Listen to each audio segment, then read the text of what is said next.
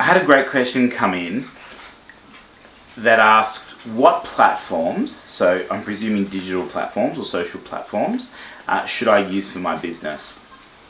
And I know I've touched on this before in previous videos, but I want to bring it back in that the best platform for your business is the platform that your perfect customer or your audience uses or engages with on a daily or regular basis.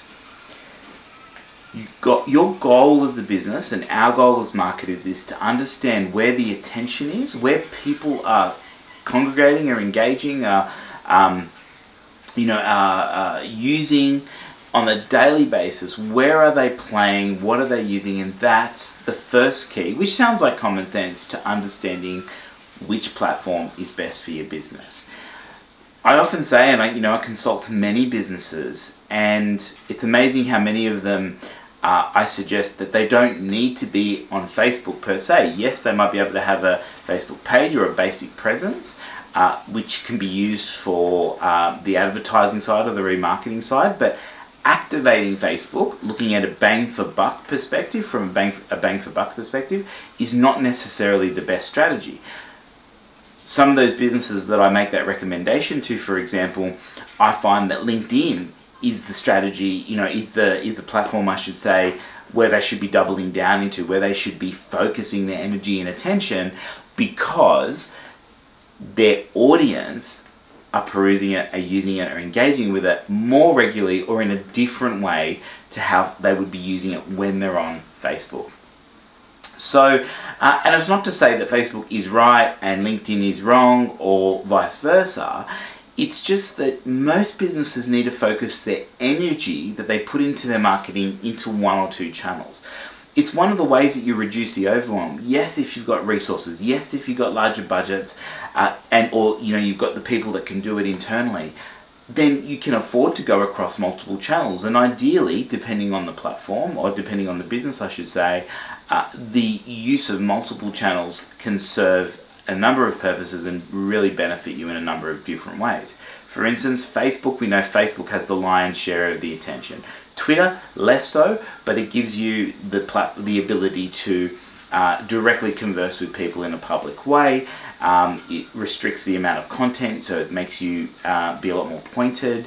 Instagram, very visual-based medium, allows the use of hashtags, which can be really powerful. So hashtags allow you to trend, see what's trending, or use terms or keywords with a hashtag that allows you to find similar things or allow you to be found. LinkedIn, obviously from a B2B or a professional perspective, you can hone in on the types of people, you can hone in on the businesses, the employees, the revenue, and that gives you a really focused channel for business. Pinterest, again, very visual medium, great for SEO, for tagging images or any visual-based items or products you might have.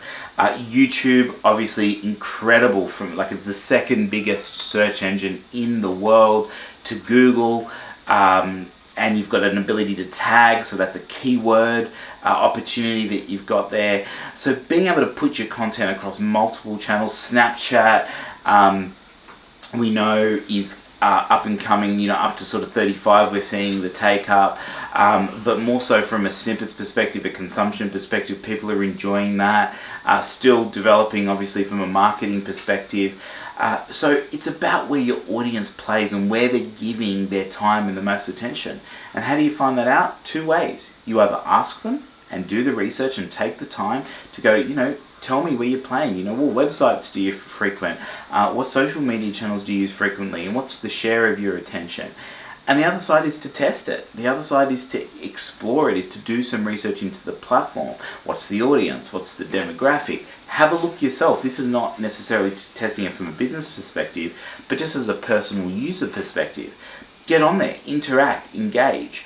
I remember 4 or 5 years ago where business owners and even marketers that I was dealing with weren't even on Facebook. And they were saying, oh, well, Facebook, we don't need to be on Facebook. Yet those businesses really did. and they needed to establish a Facebook presence. So the first thing I said to them before I even spoke about strategy was, you guys need to use Facebook. You need to adopt as individuals. I don't care if you face stalk. I don't care if you just get on there just to see what's happening, but get on Facebook and watch and pay attention, and you'll soon see the dynamics of what's happening on the platform.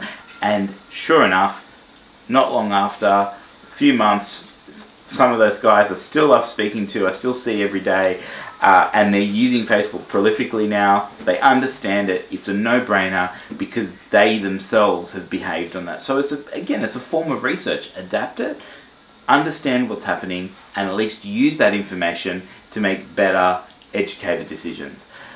I hope that helps. I hope that helps answer the question about what platforms to use and a couple of strategies you can implement to make those decisions for your business. Thank you.